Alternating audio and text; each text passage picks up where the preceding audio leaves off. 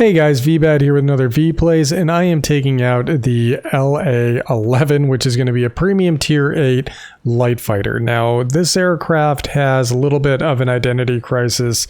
It's still a light fighter, but what kind of light fighter? A lot of the Levechkin line are typically going to be like high velocity kind of mid-altitude fighters, but this aircraft isn't much of a mid-altitude fighter, and it does have some decent speed, but it's almost like it's caught between a turn and burn fighter and the rest of the Levechkin line.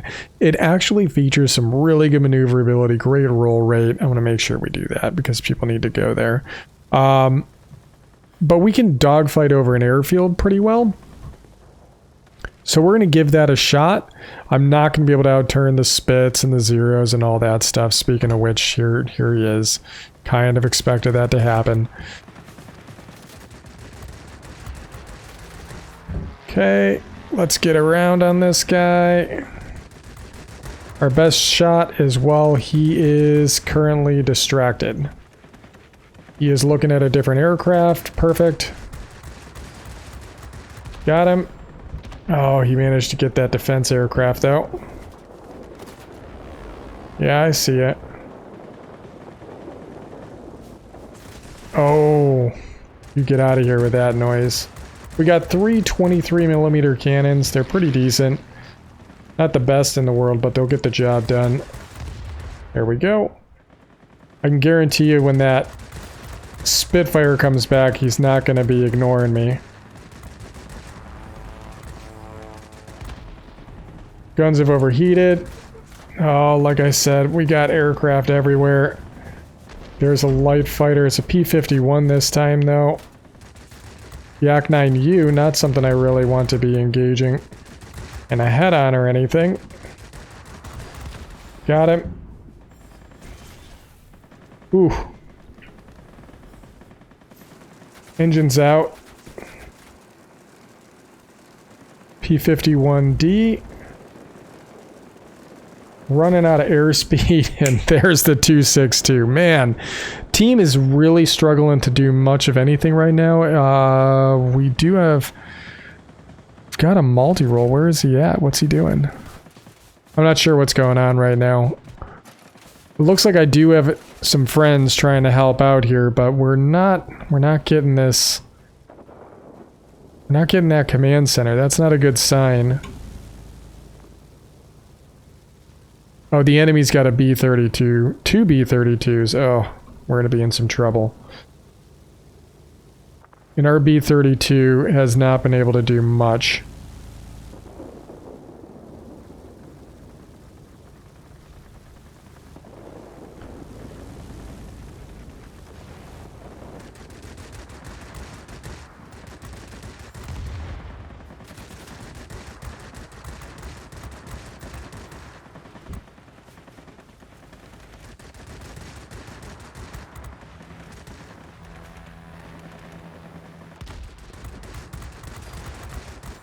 Alright, a little bit of revenge there.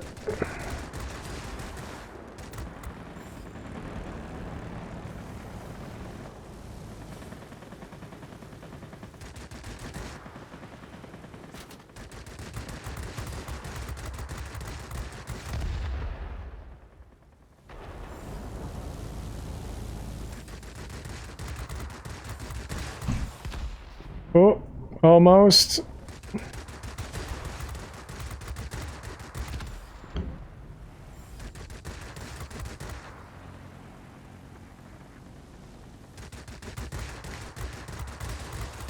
Can we get this guy? Yes, we can. Doesn't do us much good at the time, though.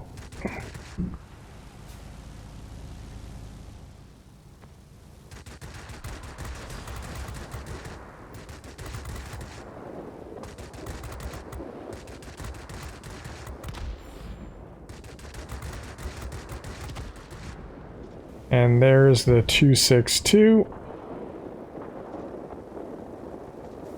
Letting us get behind him.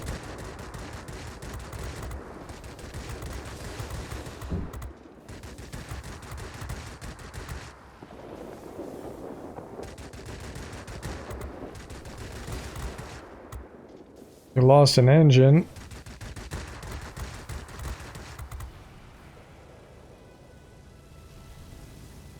Not quite sure why he's still here, actually. Got him. Okay.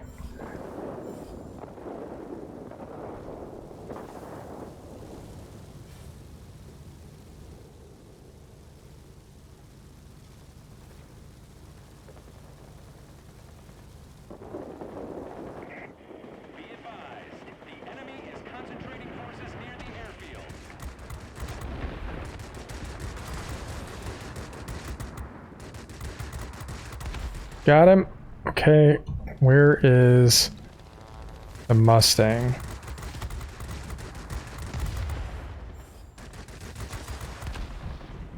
Ooh. Oh no, so close. We did get their mine though, so that's a good sign.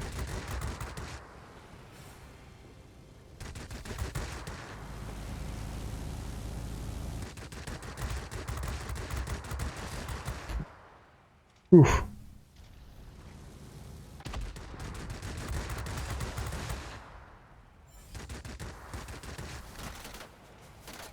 Okay, it's not this guy I'm concerned about. Well, it is. We're gonna die here, that's alright. Whew. Well, can't say we're not doing well. Like I said, the thing likes to get into kind of tussly fights. I'm concentrating real hard though. It will be nice to specialize this because we'll be able to get even more maneuverability out of the platform. Looks like the bomber flight is making their way over. Not sure what that heavy is. But fighting over the airfield, yeah, it's a worthwhile endeavor for the time being. It's more like a pseudo-turn fighter that can afford to push itself a little bit beyond its normal scope of operations.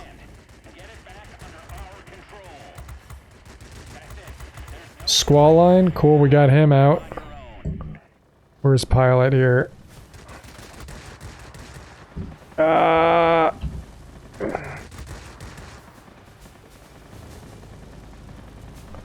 We're gonna burn away, try and engage these guys on our terms. We do have some decent speed. I mean, look at that. We're up to like nearly 500 miles an hour here. Yak 9U on our 6 with a really long range on his guns.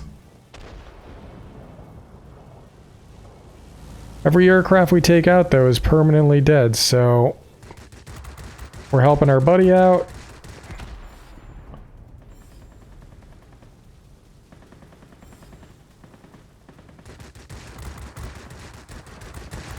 Nothing's coming back. Just picked up the zone. Enemy Focke-Wulf is right here. Okay. Yeah, they definitely almost have us. Best bet is potentially killing all the enemy aircraft, but taking out B-32s is not going to be easy. Nice kill. Okay, we got some aircraft over here. Let's head this way.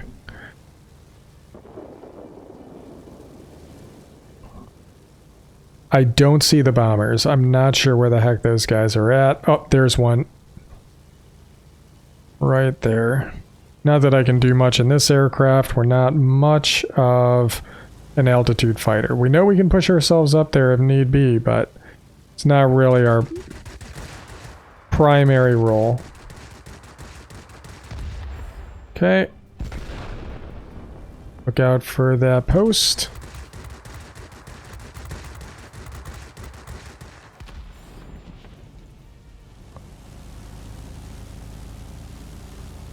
Yeah, they're all over here.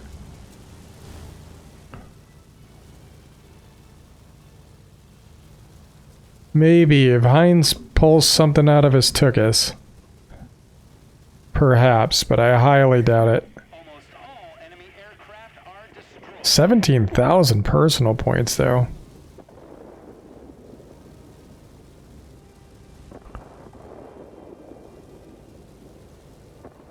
is he? Oh, we got him. Holy crap. That was a really close match. 18,000 personal points. I'm actually kind of happy with that. I typically don't have the best luck with this aircraft, but I figured I'd fly it just a little bit different this time. And man, going up against human B-32s, always a pain in the butt. So the La-11, it does feature 3 23mm cannons, which is a bit of a downgrade from the La-9, which is the Tier 8 tech tree variant, but I think it's a misnomer to compare those two aircraft together. And we will compare them just to kind of get a feel for what I'm talking about when I say that this aircraft is kind of an in-between of a turn and burn and kind of that mid-altitude fighter realm. Managed to get 600 capture points, primarily attacking, yeah, because we were able to capture the airfield a couple times. How many? Yeah, we took out 11 enemy aircraft for air defense. That was pretty good. Yeah, plane actually did fairly... Oh, there was Black Crow Squadron. Oh, okay, cool. We fly with those guys in Clan Wars from time to time. And we had Colorado Fighter on our team. He's actually a good pilot as well. So like I was saying, the gun power, 330 damage per second, comparing it to, let's go to Soviet light fighters, the Tier 8 non-premium. There we go. La-9. The La-9 is going to get 440 because it's got more of these. The guns feel like they're a little bit inaccurate for some reason. I couldn't tell you why, but they just do. The La-11, though, if we were to compare it to my La-9, you're going to see that the airspeed is, sure, it says it's a little bit higher here for the cruise speed, but you can see the boost speed is just way faster than the La-9, mostly because the La-9 has a rocket booster in its tail. But they both get the same dive speed. The survivability, it's kind of a moot point. They're relatively similar. The maneuverability, you're looking at a 9.5 versus a 9-second turn time. So this turns faster than La-9 does. So we got a little bit of an advantage there. Altitude performance. We look at altitude performance. They're the same altitude performance, but the climb rate is much lower on this aircraft. Again, going back to the rocket booster tail.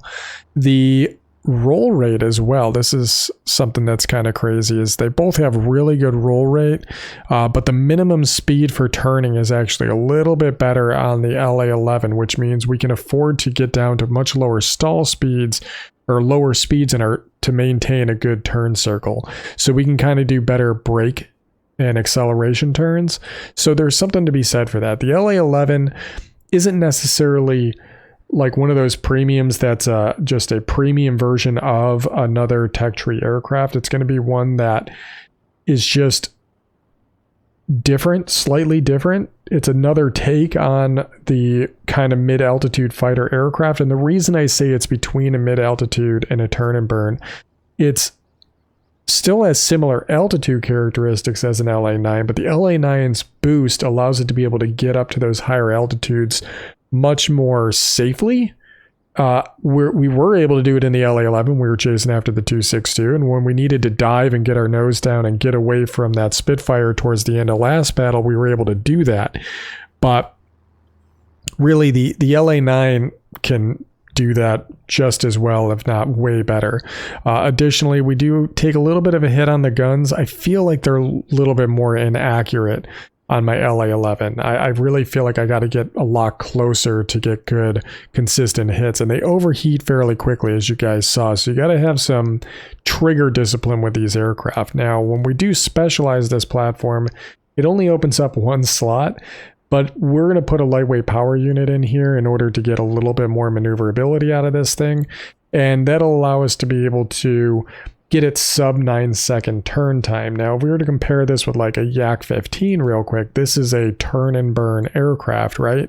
The firepower is actually going to be less than the Yak-15 because the Yak-15 is carrying tier 10 guns just by a little bit, but it also has better range. But what we really wanted to see was, okay, airspeed, about the same cruise speed, better dive speed on the Yak-15. Yak-15 is a little broke, but an 8.2 second turn time, right? So we're going to get close, like, well, not close. We'll get decent turn time on this once we're specialized, but we're just not going to be the same. The altitude performance, again, this gets a little bit of a higher altitude performance at this tier, but again, a little bit less. So if you kind of get my vibe here that the La-11 is somewhere in between. It definitely does not have the best turns, but I feel like it has good brake turns, and it's going to be a prop aircraft that's going to be fighting in a world where there's a lot more jets, and we kind of see what that means when we look at the Yak-15. So what is the La-11? It's a premium aircraft that only pops up every so often. Do I think it's worth it to pick it up? Not necessarily. But if you see it on the battlefield, it's probably a good idea to know what you're going up against. So if you're flying in an altitude fighter or another LA aircraft, know that this aircraft is most likely going to be able to outturn you and does have the potential to dip the nose and get some speed, but it'll be lacking in overall firepower and climb rate compared to its peers. So I hope you guys enjoyed the video and taking a look at this kind of a unique aircraft, I guess. And as always, I'll catch you on the next one.